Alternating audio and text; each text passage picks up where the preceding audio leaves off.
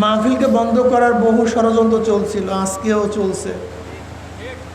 যাত্রা বন্ধ করার কোনো ষড়যন্ত্র নেই, মাহফিল যেন না হয়, এটা স্বাভাবিক হবে, এরকম, এইটাই বাস্তবতা।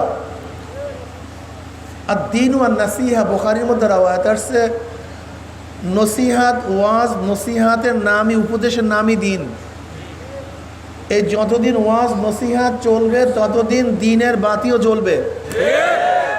এই ওয়াজ নসিহাত উপদেশ যখন বন্ধ হয়ে যাবে দিনের বাতিও নিভে যাবে। বিশ্বাস হয় না? আপনারা এখানে যারা টুপি পরছেন, এই যত মানুষ টুপি পরছেন, জন্মগতভাবে একজনও টুপি পরেননি। নিশ্চয়ই আপনাকে কেউ বলছে ভাই টুপি পরা সুন্নাত নাকি? ওই ব্যক্তির নসিহাতের উপদেশের কারণেই আপনি টুপি। মুসলমান ইসলামকে পছন্দ করে না, বরং নামধারী মুসলমান ইসলামের সবচেয়ে বড় দুশ্মন হয়ে গেছে। যেই জমানায় শিরক বেদাতকে ইবাদত মনে করে, শিরক বেদাতকে ইবাদত মনে করে, কবর পূজা, ব্যক্তি পূজা করে, শিরক বলে ইবাদত করি। যেই জমানায় শিরক বেদাতকে ইবাদত মনে করে, আবার যা শিরক বেদাত না তাকে শিরক বেদাত মনে করে। কিছু লোক শিরক বেদাতকে, কথা বলেন না কেন, বলেন না, সবাই কথা বলবেন, একেবারে কথা বলবেন, হ্যাঁ না, ঠিক ঠিক না, মুখ দিয়ে কথা বলবেন। শিরক বেদাতকে, আবার যা শিরক বেদাত না তাকে শিরক বেদাত মনে করে। যেমন লামুজহাবিরা ইমাম মানা, মাযহাব মানাকে শিরক মনে করে, বেদাত মনে করে। আসলে এটা কি শিরক? এটা কি বেদাত? অথচ জরুরি বিষয়কে শিরক বেদাত মনে করে। যেই জমানে আংশিক দিন পালন করেও, আংশিক দিন পালন করেও পরিপূর্ণ দিন পালন করে ঢেকুর তুলে পালন করে, আংশিক দিন দাবি করে আমার চেয়ে বড় দিনদার আর দুনিয়াতে নাই। সেই মুহূর্তে আল্লাহ পাক রব্বুল আলামিন আপনাকে আমাকে কোরআন ও হাদিসের মাজলিস, আলেম ওলামা, মুমিন মুত্তাকিন, জাকিরিন শাকিরিনদের গুরুত্বপূর্ণ এক দামি মাজলিসে আসার, বসার, বলা, শোনার তৌফিক আল্লাহ পাক দান করছেন। শুকরিয়া তার সবাই বলে আলহামদুলিল্লাহ। মাহফিলকে বন্ধ করার বহু ষড়যন্ত্র চলছিল, আজকেও চলছে। যাত্রা বন্ধ করার কোনো ষড়যন্ত্র নেই, মাহফিল যেন না হয়, এটা স্বাভাবিক হবে, এরকম, এইটাই বাস্তবতা। আর দিন ওয়ান নাসিহা, বুখারীর মধ্যে রাওয়ায়াত আসছে, নসিহাত, ওয়াজ, নসিহাতের নামই, উপদেশের নামই দিন। এই যতদিন ওয়াজ নসিহাত চলবে ততদিন দিনের বাতিও জ্বলবে। এই ওয়াজ নসিহাত উপদেশ যখন বন্ধ হয়ে যাবে দিনের বাতিও নিভে যাবে।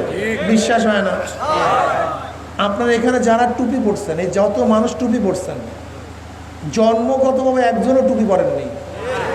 নিশ্চয়ই আপনাকে কেউ বলছে ভাই টুপি পরা সুন্নাত নাকি? ওই ব্যক্তির নসিহাতের উপদেশের কারণেই আপনি টুপি পরছেন।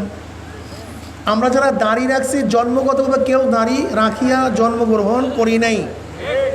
কেউ আপনাকে বলছে সমস্ত নবীদের দাড়ি ছিল, আমার নবীরও দাড়ি ছিল, দাড়ি ওয়াজিব, সাবাতা বিস সুন্নাহ, দাড়ি ওয়াজিব, সুন্নাত থেকে সাহাবেত, হাদিস দ্বারা সাহাবেত। এই দাড়ির এই ফজিলাত, ওই ফজিলাত শোনার কারণেই আপনি দাড়ি, কথা বলেন না কেন? যদি আপনাকে কেউ না বলতো এই কথা, তার মানে নসিহাতের নামই দিন। আপনি নামাজ পড়তেছেন, নিশ্চয়ই আপনাকে কেউ বলছে ভাই নামাজ পড়া ফরজ, পড়া উচিত, নামাজ না পড়লে এই ক্ষতি, পড়লেই উপকার, আপনি নামাজ ধরছেন। যাই হোক, আমি দুই একটা উদাহরণ দিলাম। আমরা যেই কাজগুলি করি না কেন, নিশ্চিত কাউর থেকে আপনি কাজগুলি শুনছেন, এই আমলগুলি শুনছেন। যদি এই আমলগুলি নসিহাত, ওয়াজ কেউ না করতো, তাহলে আমলগুলি আমরা, এর জন্য আমার নবী আলাইহিস সালাতু ওয়াস সালাম ফরমান, পড়বেন না সাল্লাল্লাহু আলাইহি ওয়াসাল্লাম, জবান খুলতে কোনো সমস্যা আছে না তো? আমার নবীকে আল্লাহ পাক এত বেশি মোহাব্বত করেন, ভালোবাসেন, আপনার নবীর উপরে দুরূদ পড়বেন একবার, আমার মাওলা রহমত নাজিল করবে 10 বার। এর জন্য নবী আলী সালাত পড়েন নাই কিন্তু সাল্লাল্লাহু আলাইহি ওয়াসাল্লাম, একটু দুরূদ পড়িয়েন। এখানে আসছে কিছু কামাই করার জন্য, নেকি কামাই করার জন্য। নেকি কামাই করবে না এখানে আসছেন কেন? বেহুদা এসে ব্যবসা করেন গিয়া। ওই দেখেন না, এখন গিয়া দেখেন কত মানুষ ব্যবসার মধ্যে লিপ্ত, কত মানুষ এই বাজারে গিয়া দেখেন না কত মানুষ লিপ্ত। ওরা দুনিয়ার কাজেই ব্যস্ত থাকবে।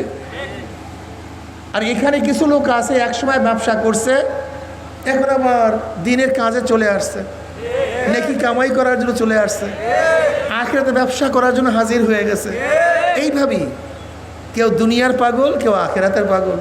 কি কথা ঠিক না? যাই হোক,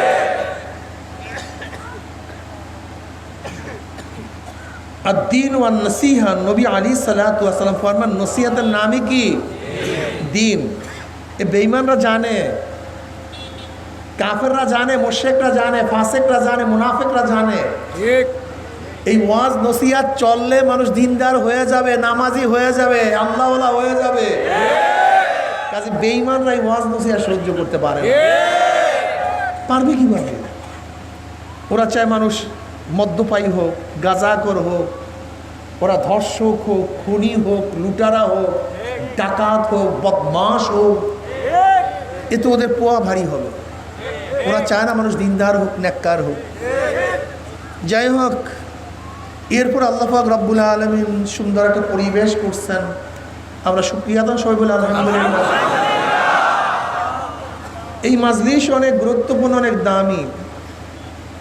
জিকিরের মাজলিস এত দামি, এত গুরুত্বপূর্ণ। আমি সবসময় জিকিরের মাজলিসকে ধোলাই কারখানা বলি। ধোলাই কারখানা যখন জামা কাপড় দেয়া হয়, জামা কাপড়গুলি ময়লা, কিন্তু যখন কারখানাওয়ালা ফেরত দেয় পরিষ্কার, ময়লার কোনো চিহ্নও থাকে না। কথা ঠিক না?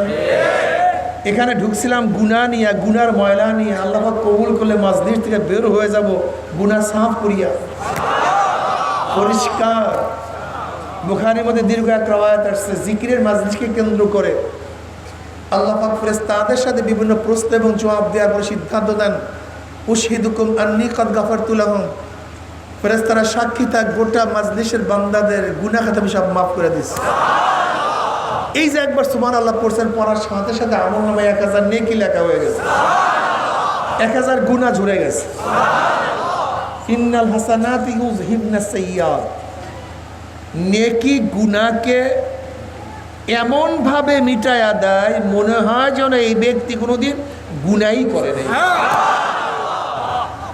যেরকম ময়লা কাপড় ভালো মতো যদি ধোলাই করা হয়, মনে হয় যেন কোনোদিন ময়লাই লাগে না, নাকি ভাই?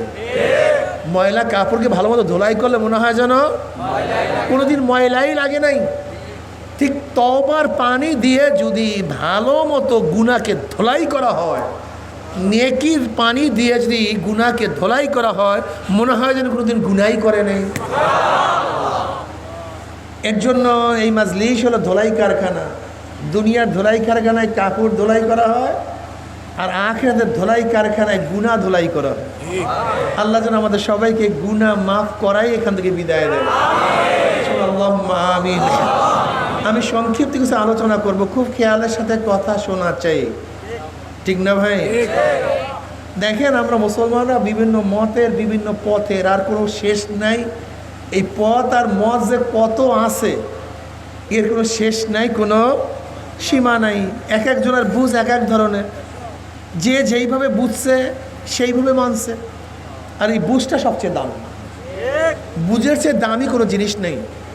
এই বুঝের কারণেই মানুষ আস্তিক, এই বুঝের কারণেই মানুষ নাস্তিক, এই বুঝের কারণেই মানুষ মুসলমান, এই বুঝের কারণেই মানুষ খ্রিস্টান, এই বুঝের কারণেই মানুষ হিন্দু, ইয়াহুদি। এই বুঝের কারণেই কেউ নামাজ পড়ে, কেউ নামাজ ছাড়ে। এই বুঝের কারণেই কেউ দুধ বিক্রি করে মদ পান করে, আর কেউ মদ বিক্রি করে দুধ পান করে। কি কথা ঠিক না? সব কিছুর পিছনে কি? বুঝ। আর এই বুঝ দেন কে? নবী আলাইহিস সালাতু ওয়াস সালাম ফরমান মাইয়ুরিদুল্লাহু বি খাইরিন ইউফাক্কিহু ফিদ্দীন, আল্লাহ পাক যাকে পছন্দ করেন তাকে দ্বীনের বুঝ দান করেন।